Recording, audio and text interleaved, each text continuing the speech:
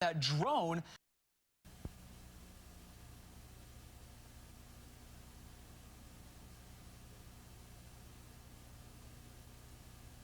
With quarter panels banging, the two cars barrel around, reaching 160 miles an hour, and neither driver giving an edge.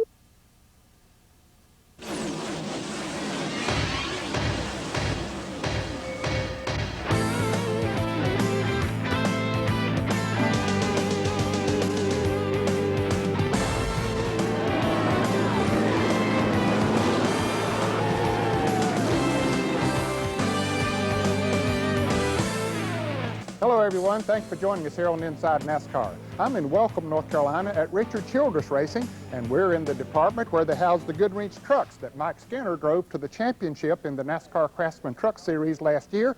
He'll be out to defend his championship this year, starting on March 17th in Homestead, Florida. Now, he'll be running a couple of Winston Cup races as well, and he's part of our program today, and we have much more for you in this 1 hour of Inside NASCAR. After years of trying to break into NASCAR's elite ranks, Mike Skinner got a top ride with Richard Childress Racing in 1995 and went on to claim the Truck Series inaugural title. Now he's looking ahead to even bigger things and gives us a prediction of what might be in store. In addition to his new ride at Robert Yates Racing, Dale Jarrett will continue to field his own Busch team on a limited basis in 1996.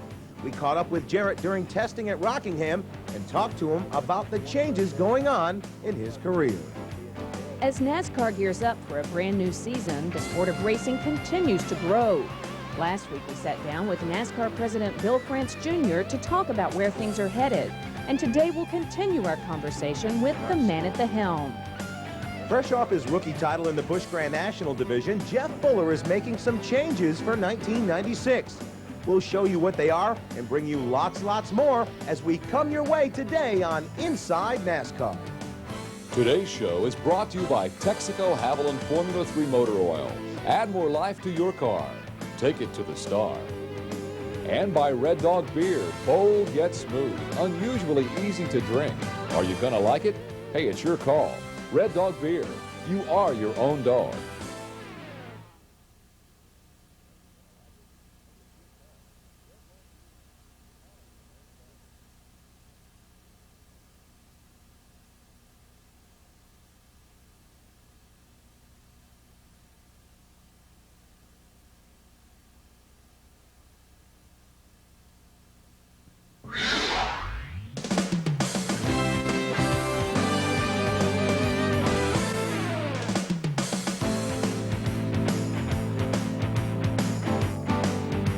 Mike Skinner moved east from California 12 years ago to pursue a career in NASCAR racing. Had a lot of ups and downs along the way, but finally his big break came in 1995 when Richard Childress hired him to drive the Goodwrench trucks in the all-new NASCAR Truck Series. He responded by winning the championship, and things are looking great for 1996. Stephanie Boyd has more on this promising driver.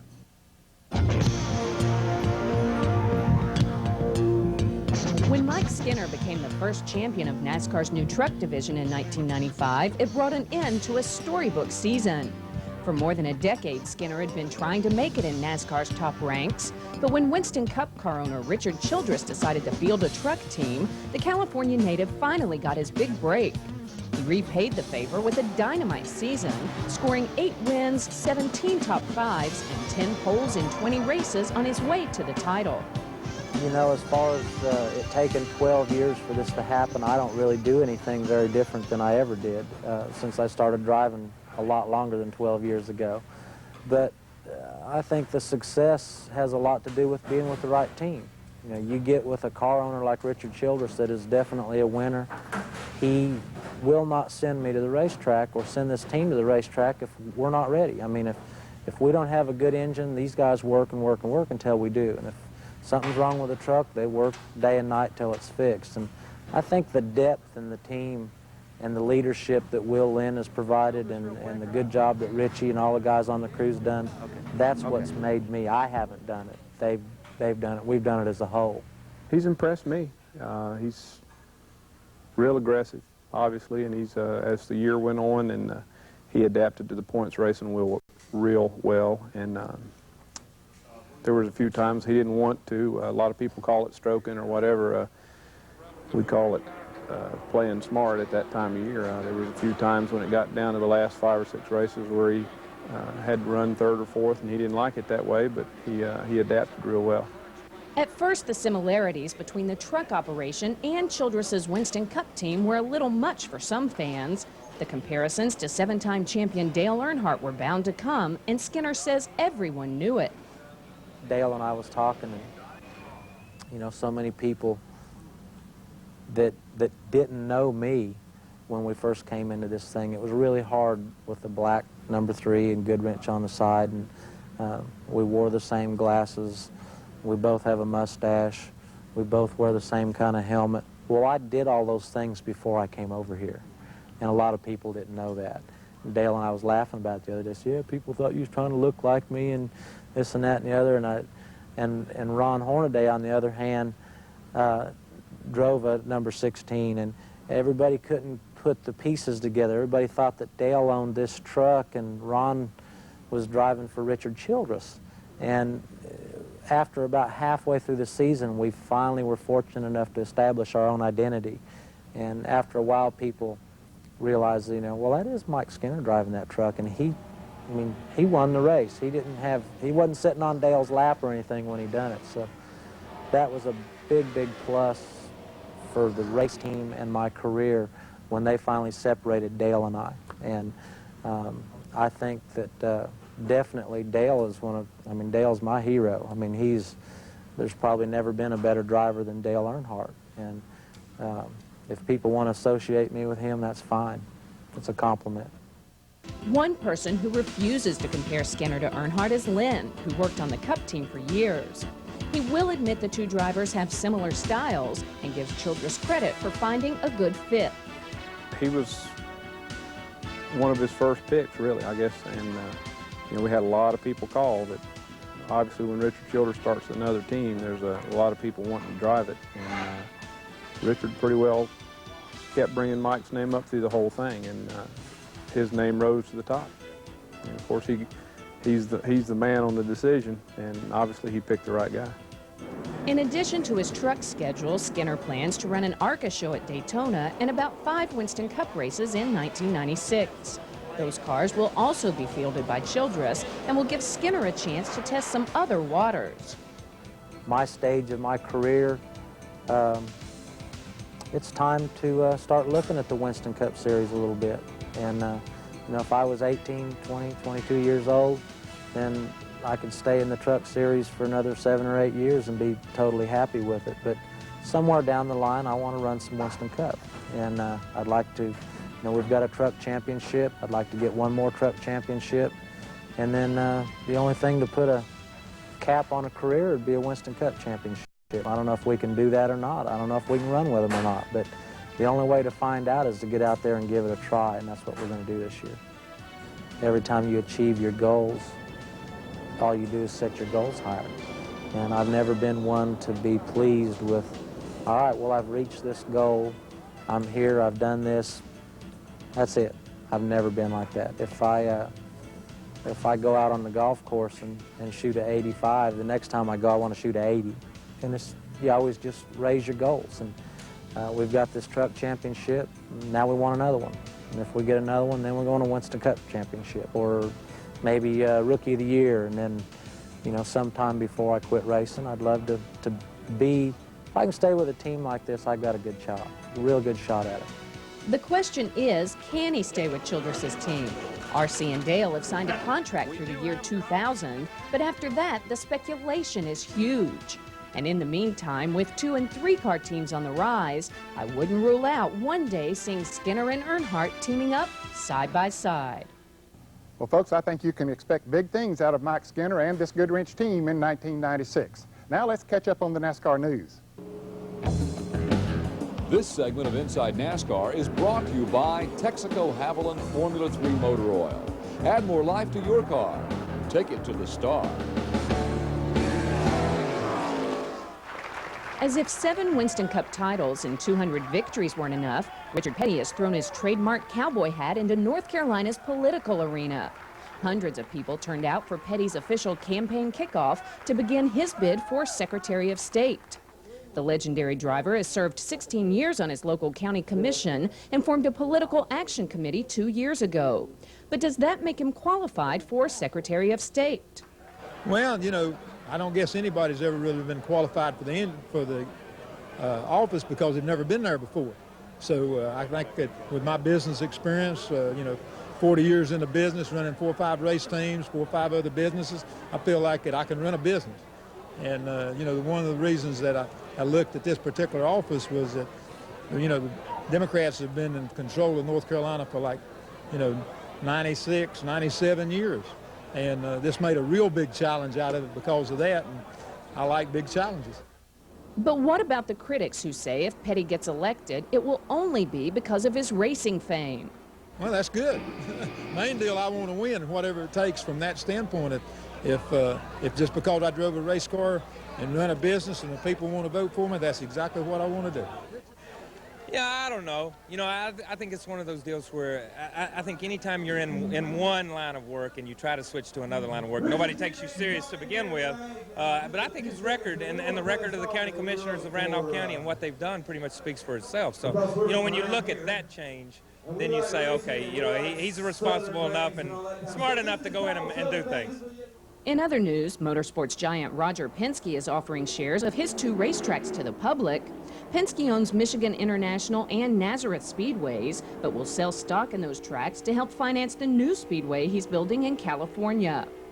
Veteran Winston Cup driver Dick Trickle has landed a ride for the season-opening Daytona 500. Trickle will pilot a Ford for Lake Speed's former team manager Britton Schnell, who is starting a new team that plans to run at least 5 races with Purina High Pro Dog Food as the sponsor. And former NASCAR sportsman champion Robbie Faggart is also planning to run 5 Winston Cup races in 1996. He'll drive for Miles Motorsports out of Concord, North Carolina. Coming up after this break, we'll cover some testing at the North Carolina Motor Speedway at Rockingham, North Carolina, and also talk with Dale Jarrett. And there's much more to come in this 1 hour of Inside NASCAR. Stay tuned. It was definitely a trying year at best at times, but I'll always look back on 95 and say that I enjoyed it and I gained a lot of valuable experience.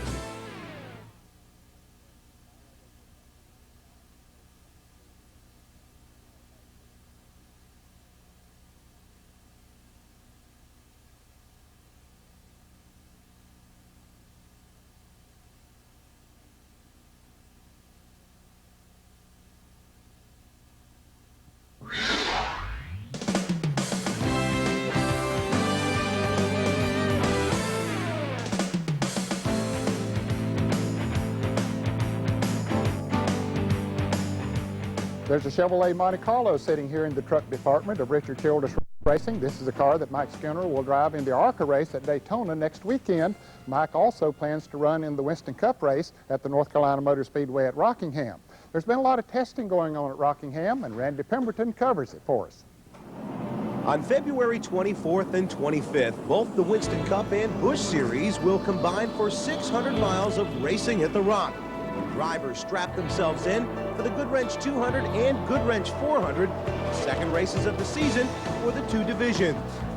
And last Saturday at the 1 Mile Super Speedway, it was the site of an open test for teams to tweak their new 1996 machines, or in some cases, massage their 95 cars in hopes of making them a little bit better than they were the previous trip to Rockingham. It just shows that Daytona might be foremost on the minds of race fans and racers, but Rockingham and the rest are right around the corner. You know, the other races are just as important when you're running for the championship or in the points race there, so you got to put a lot of effort into Daytona, but you can't really overlook the other places. But preparing Winston Cup cars for Speed Weeks must have taken its toll on teams, as Terry Labonte was the only Cup regular at the Rock. But there were a ton of Busch teams trying to get an edge that will help them not only in the race, but the race to get in the race. We're just looking for a qualifying setup, something that we can really qualify with that's going to work, and because that's pretty important, you know. Is the qualifying is the hardest part for me, and we've really worked on it in the last couple of years, and it seemed to paying off. We definitely qualified better last year, working on testing our qualifying setup, so hopefully it'll pay off again this year. Threatening weather forced many teams to cancel their test at Rockingham. Nevertheless, over 20 of them were there, with damp race conditions forcing them to stay under the garage cover until 12:30 in the afternoon. That's when the first laps of the day were turned.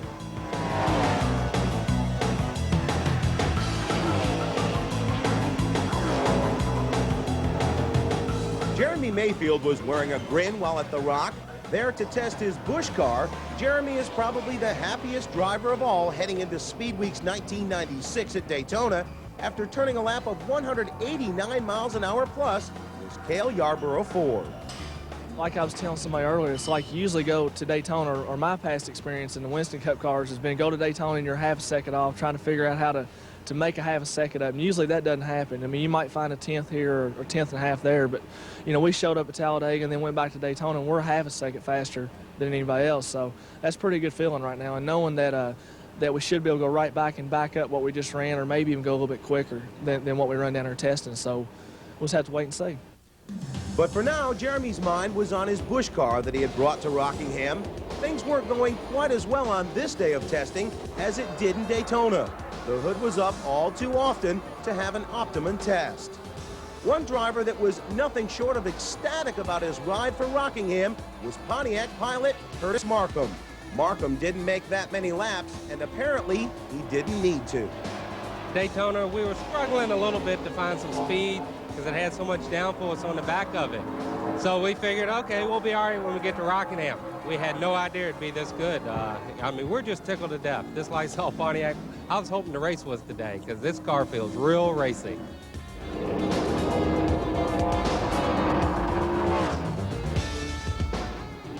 Okay, who's fast and who's not? Oh, I don't know. Numbers galore down there. Oh, I got all kinds, but I really don't. I don't know who's in who. How about your car?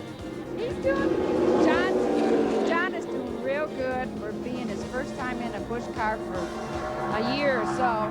Yeah, he had 2 perfect laps. There was 25-23. That's good for him. Of all the Busch cars going around at the Rock, Dale Jarrett had his Band-Aid Ford flying. The fastest car at the track, as expected, was Terry Labonte in his Kellogg Chevy Cup car. And with his car the only Hendrick machine present, one would have to believe that the test was Terry's, but the information belonged to both the Gordon and Schrader cars as well. Well, sure, you know, we go back and you know, the information is available to the other teams there. But there's a lot of things that each driver wants that the other guys don't like, and so you can exchange information to a certain point, and then once you get past that, it kind of, you have to fine-tune each car to each driver at that particular track. How many cars are you guys going to have to set off the season? Do you know? I don't really know, and you know, the thing that's good about it is the fact that we've got so many cars that are good, and we go to the races and I don't even ask them which car we're taking, or I don't have a favorite car, so that's a good feeling when you know that you have several cars that are just as good as the other. For the most part, the open test was a pretty typical one. There was just one wreck as Pete Orr planted the rear end of his Chevy, shortening his day. Even a couple of hundred fans braved the cool temperatures, gusty winds, and cloudy skies just to get a glimpse of who was getting around the Rock. The day was short, about 4.5 hours total. Was it time well spent? We'll know in a few weeks when they run for real at the Rock. You know, it's always interesting at the first part of the year to see how excited race drivers are about things coming up for them. Everyone thinks they're going to win the championship and win all the races. Well, Dale Jarrett's one of those drivers that is excited about 1996. He'll drive the Robert Yates Quality Care Red Carpet Lease Ford in the Winston Cup Series and the Band-Aid Ford in the Busch Series on a limited schedule. Randy Pemberton talked to him about his plans. Dale Jarrett's career in Winston Cup racing has had the highest of highs and the lowest of lows. And last season, Jarrett weathered one of the most unusual years a driver could ever have. When Dale stepped into the Robert Yates Fords to replace the injured Ernie Irvin, his talents as a driver instantly became scrutinized with every turn of the wheel. And while there were times when Dale became frustrated with his results, he somehow used every moment, good and bad, to learn to be a better driver. Dale Jarrett is a student of the game, and he never stops trying to get a better grade. Well, certainly I like to look ahead. You know, the future is where everything is at, but you also have to gain from what you learned in the past. And I think that there's a lot of valuable experiences from 1995. I certainly wouldn't consider it the year of loss. I mean, we won a race, and not a lot of people did that. We won 3 Busch races, so, you know, things went pretty well. The second half of the season was much better, and, you know, it was just disappointing. I really felt like that I could step in and we could be a contender for the championship, but obviously that didn't come close to happening, and we just had to make the most of it. But I learned a lot about racing, a lot about what it takes to operate a first-class team, a team trying to win the championship. I learned a lot about strategies from Larry McReynolds and Robert Yates, and the hard work that it takes to put a first-class team out there. And also learned, I think, a lot about how to handle certain situations on the racetrack and with the media. And it was definitely a trying year at best at times, but I'll always look back on 95 and say that I enjoyed it and I gained a lot of valuable experience. The pressure to perform up to the previous year's standards when Ernie was behind the wheel couldn't have been easy. But the bottom line is things change from year to year. But speculation that Ernie and Dale may have been at odds, and in turn that may have hurt Dale's performance, simply was not the case. It never was a situation that Ernie and I were having a problem, as a lot of people said that, you know, hey, Ernie's in the way, you can't get anything. And that wasn't it. I mean, you know, it was a situation that I didn't want to come in and try to change everything that they had been doing. But obviously we had had some rules changes, the tires were totally different. We needed to make changes, and I was slow reacting to that. And I'm as much to blame as anybody for reacting slowly to get things going and started better and voicing my opinion. Sometimes I'm a little hesitant at that, but if I learned something last year, I certainly learned that you have to speak up and you know, you have to get the car right for Dale Jarrett. And you know, Ernie and I are 2 different drivers, but when he came back, I think that it only made us better, and it made me better. Things, I think that he appreciated more what I'd been through because he saw that things had changed. You know, obviously he was in a situation he was just trying to get back and get the feel of the car again, and which he did in a pretty short and amazing period of time. But I think that it helped me, and we both ran pretty well at a number of the races. Obviously, there's a lot of people I know that sit and say, you know, Ernie came back and he took the car right to the front. Yeah, that's Ernie's style. I mean, it never has, you know, if I've got just an awesome car, yeah, we can do that. But it's been more my style to work my way and get to the front, and hopefully that I can accomplish the same thing. I just go about it a little bit differently. And I think Ernie understood that more as we were able to test some together and race some together, that, you know, there's more than one way to do it, and he has his way and I have mine. And so we've got a really good relationship now. I think certainly a lot of people were unfair to Ernie and I both for a lot of time because he couldn't be happy. I mean, he wasn't able to do what he wanted to do, and that was killing him. So, you know, he wasn't going to be extremely nice to everyone. You couldn't expect the guy to be. In my situation, you know, I wasn't Ernie Irvan. I said that coming in. You know, I do the most with the talents that I've been given, and that's all that I can do. You know, if that's not up to the standards of Jeff Gordon, Dale Earnhardt, and Ernie Irvan, then I'm sorry. I just do, you know, what I can do and get the most of it. I'll assure you, nobody tries harder than what I do, and you know, I get accomplished what I can there. But again, Ernie and I have established a really good relationship. And I think that we have a lot of respect for each other. I have a lot of respect for Ernie and what he's been able to do and to come back and what he's been able to accomplish. And I think that he respects me now a lot more, and we're a lot closer than we were before. So as Dale Jarrett heads into the 1996 season, he's more optimistic than ever before. His Busch team again appears poised to pick up a few checkered flags, and the 2-car Cup team of Robert Yates should help both he and Ernie Irvan.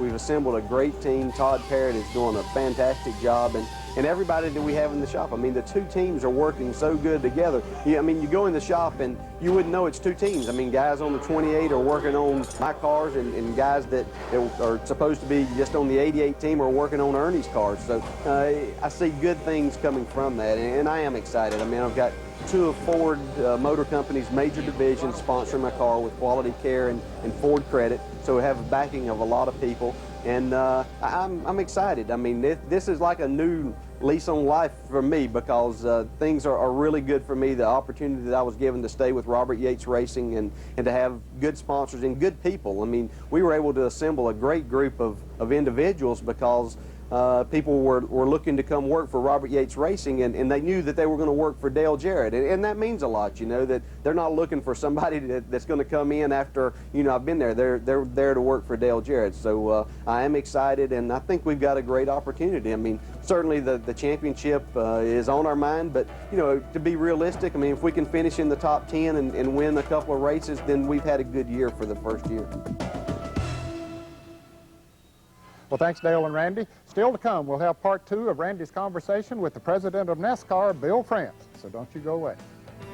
Where the Busch Series has gone to tracks where the Cup doesn't race at, either as a Saturday, either as a Sunday show following the next day.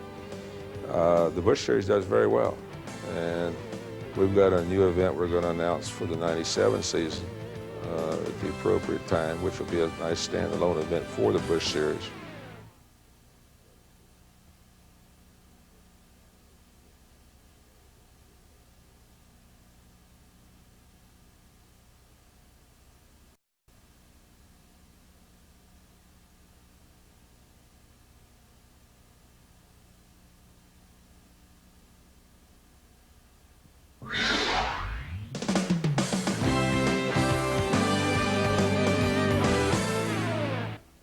Just about every form of NASCAR racing is growing at a tremendous rate. Certainly the Truck Series, the popularity of it in 1995 in its very first year, is an indication of how the sport is growing, and stock car racing in particular. And much of the credit of the growth goes to Bill France Jr., the president of NASCAR. Let's continue with part 2 of the conversation Randy Pemberton had with Mr. France recently. The NASCAR Winston Cup Series is without question one of, if not the fastest growing sport in America today. Television ratings for its live events continue to climb. The estimated attendance at over 30 Winston Cup races last year was over 4 million people. Corporate America continues to embrace the racers and the sanctioning body, so all in all, NASCAR is becoming mainstream America. But as the sport appears destined to deliver its high-speed form of entertainment to more and more people, questions continue to be raised about the short tracks, and rumors remain that the little racetracks might get left behind as the sport grows bigger in every way. We're not adverse to short tracks per se. You know, Bristol, for instance, is an example of a track that has kept adding seats and so forth.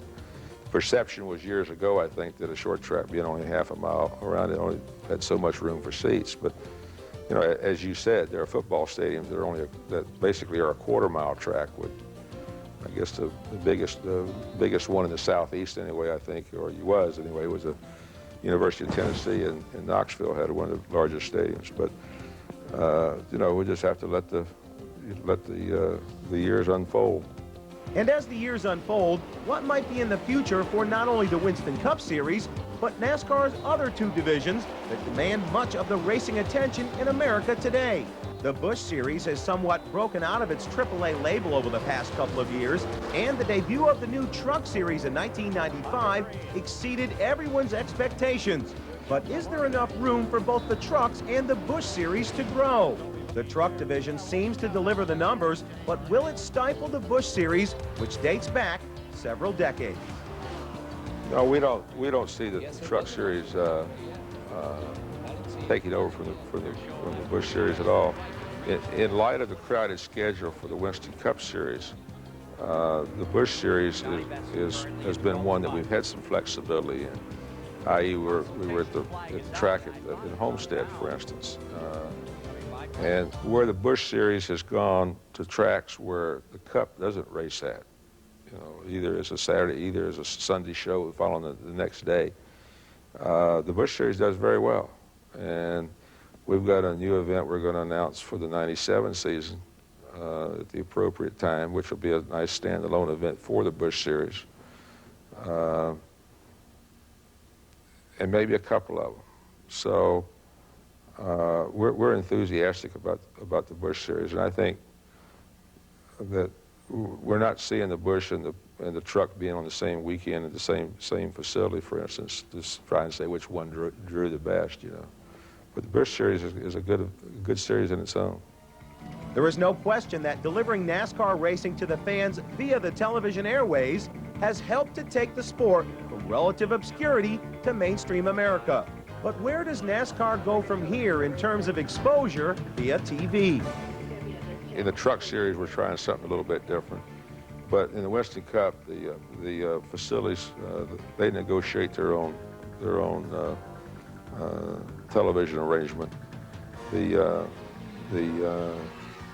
Congress years ago gave the football and the NBA, I guess it was, and I think hockey some privileges that maybe some other people don't really enjoy. And so, but we're pleased with it. The dollars and the revenue coming in now is starting to look better. We've got a long way to go, but it's certainly there's been some strides in the last few years in that area. NASCAR is much more than just Winston Cup, trucks, and the Busch Series. It's the largest sanctioning body for motorsports in the entire world. We've got 11 series, or 13 series actually now this year. And we've got a fellow that runs 11 of them, Dennis Huth, plus our Winston Racing Series. And then Mike Helton runs the Busch Grand National Series and the Winston Cup. And we've got a marketing department and an administrative department, and then the usual things that any organization would have or business would have. You've got to have accounting, and you've got to have the, you know, some legal nowadays. I hate to say it, but you got to pay attention to that side of it. So it's still pretty, I think, pretty small as far as total personnel is concerned. There's no doubt about it that Bill France Jr. has guided NASCAR racing to its present level of popularity. But what about the future? With Bill France at the helm, the sky is the limit. Well, thank you, Mr. France. We appreciate you coming on Inside NASCAR and sharing your views with us, and I'm sure the fans appreciated it too. Still to come, we'll have the mailbox, and we'll also talk with Jeff Fuller, one of the top NASCAR Busch Grand National drivers, so you stay with us.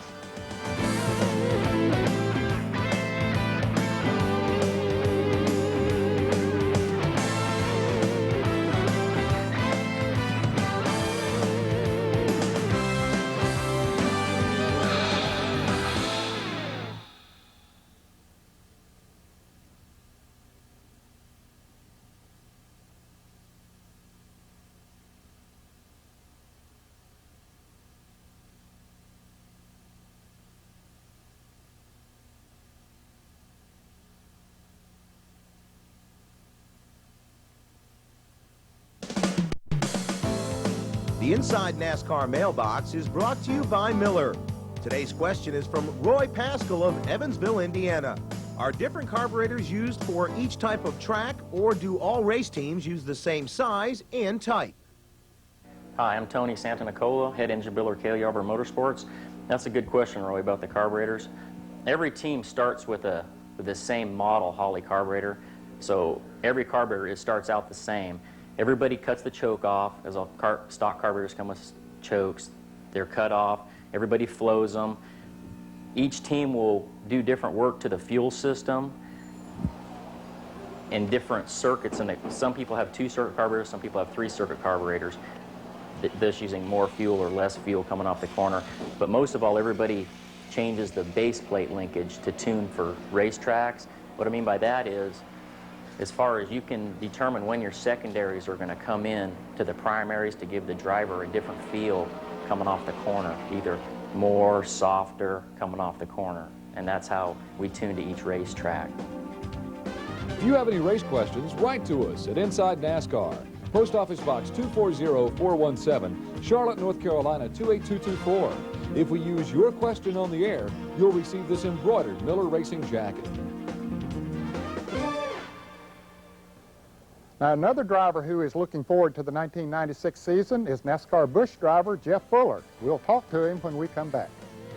I honestly feel that you know, that we can win some races this year, and if we have the consistency that we did last year, we're going to be a threat. We're going to be a threat.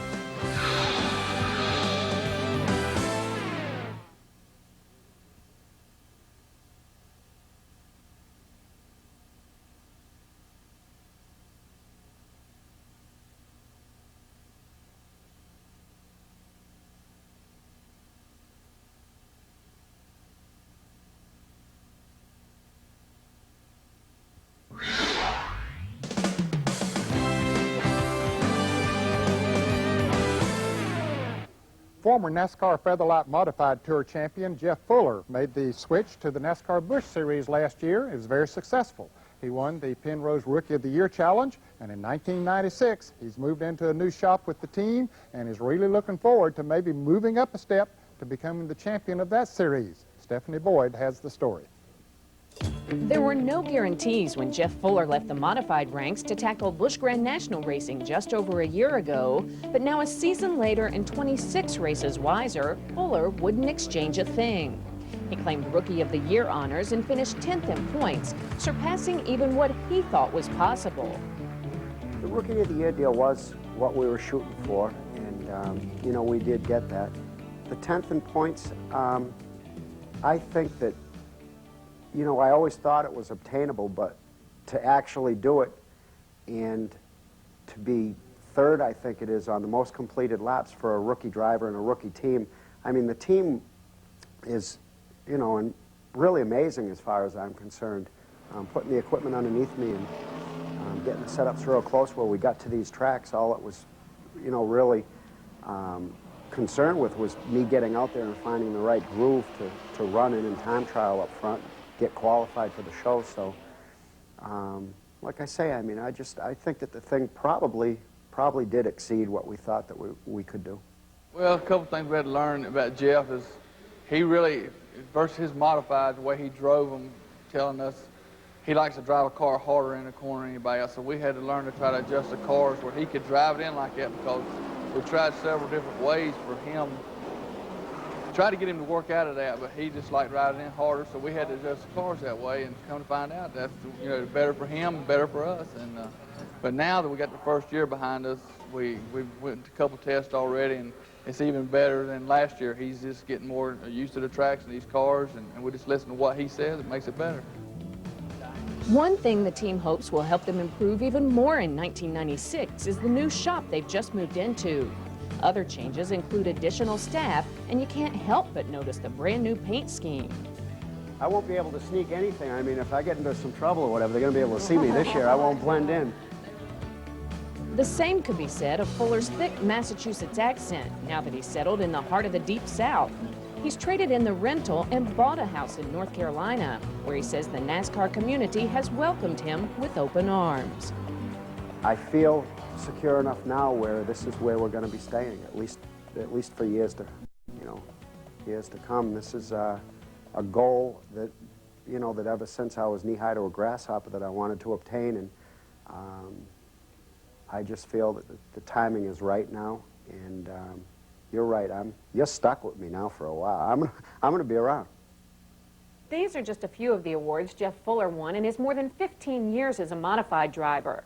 Of course, now he's moved on to bigger things, but Fuller says sometimes he still misses the old modified days. Immensely. Immensely. I did get up there to do the Thompson 300 last year and kind of got my fix, you know, but how many shows I'm going to be able to do this year, if any, I really don't know, but yes, I miss the modifieds, I miss the people, and hopefully, maybe, we might be able to do something. But for now, Fuller is concentrating everything on his Busch effort. Like most drivers at his level, the eventual goal is Winston Cup. But the 1992 modified champ says you have to take things one step at a time.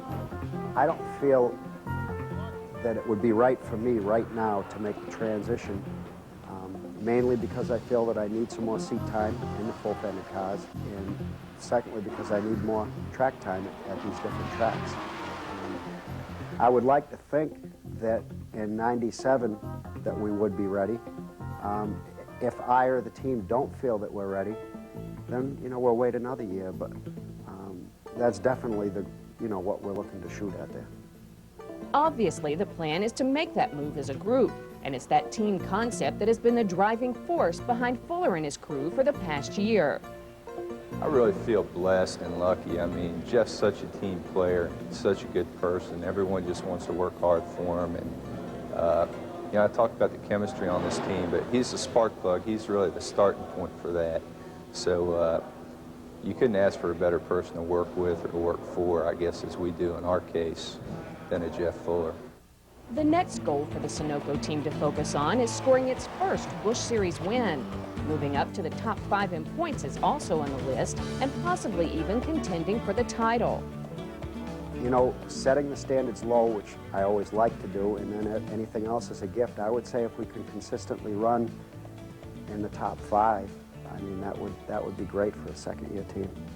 I honestly feel that, you know, that we can win some races this year, and if we have the consistency that we did last year, we're going to be a threat. We're going to be a threat. Jeff Fuller, a very talented driver, so look for big things out of him. We'll take a break right now, and as we do, here's a look at what's coming up next week right here on Inside NASCAR. The fans have been waiting, and the time is finally here. We'll take you to the Daytona International Speedway as the annual Busch Clash kicks off the NASCAR portion of Speed Weeks 1996. Bill Elliott has been trying to recapture the magic that brought him huge success in the 1980s. We'll visit the unusual spot where he's relocated his shop in hopes that his career will once again take flight. Busch Grand National driver Jason Keller is one of those competitors who mixes business with family. We'll show you his winning combination plus a whole lot more next week on Inside NASCAR.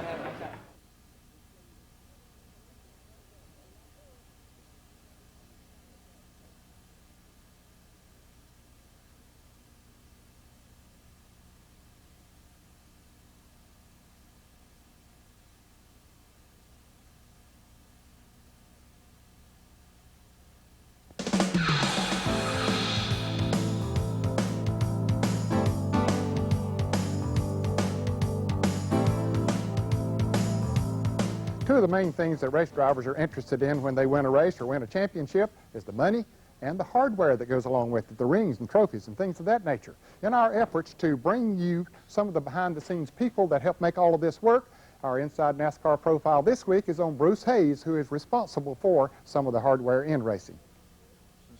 He's called the King of Diamonds, but he could just as easily be called the King of NASCAR trophies. Bruce Hayes, a Lexington, North Carolina jeweler, started making trophies for R.J. Reynolds in 1975, but his NASCAR relationships go back several decades, back to the days when Bruce himself ran the Caraway, North Carolina Speedway. This long-lasting affiliation ultimately progressed into producing trophies for several of the NASCAR series, including Jeff Gordon's Silver Anniversary Winners' Cup. And it's no surprise that when he makes trophies for champions, he also creates a replica for himself. Here's one of the most interesting things I think we've done lately. This is the Jeff Gordon Winston Cup champion for 1995. He had these made extra for all of his crew and maybe some of the members of his sponsors or something like that. As with most aspects of racing, it's teamwork that gets the job done. And working with Hayes is Dal Cook, a computer engineer who produces the actual engravings. We use a process just using computers. We work with Corel Draw. It's just like being at home. If you were sketching something out, you sketch it on a screen. Once you get what you want on there, the text, the artwork, then it's just transferred to a printer. We have several printers here. We have a laser engraver, which is a printer. We also have a regular paper printer, which once it's printed, it's heated up onto brass, and it's printed just like you would a normal plaque. But even more than trophies, Bruce's claim to fame is still diamonds. One of the biggest stars of NASCAR that first come in here was Lee Petty. And of course, Lee was a very good customer, and his family. Richard Petty, I sold him his diamond when he got married. Of course, sold Kyle his. And it's just been a good experience over all these years with the NASCAR people. The most recent thing, I think, in NASCAR that we sold Jeff Gordon his when he got married. And so this has been good, and it's good every time someone has a birthday or something like that, they may call me and have me to send something to them, like in Daytona or something like that for Valentine's. So it's really been good for us. Well, folks, I'm afraid our time's up for today. Hope you enjoyed the show, and our thanks to Will Lind and all the folks here at Richard Childress Racing for allowing us to come into the Good Wrench Truck Department. Hey, you know, the racing season is upon us. The Busch Clash is next week at Daytona. You join us again here on TNN for more on Inside NASCAR.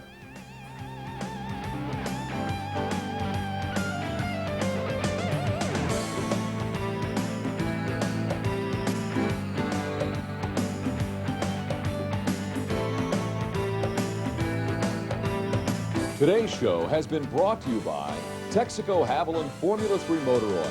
Add more life to your car. Take it to the star. And by Red Dog Beer, bold yet smooth, unusually easy to drink. Are you gonna like it?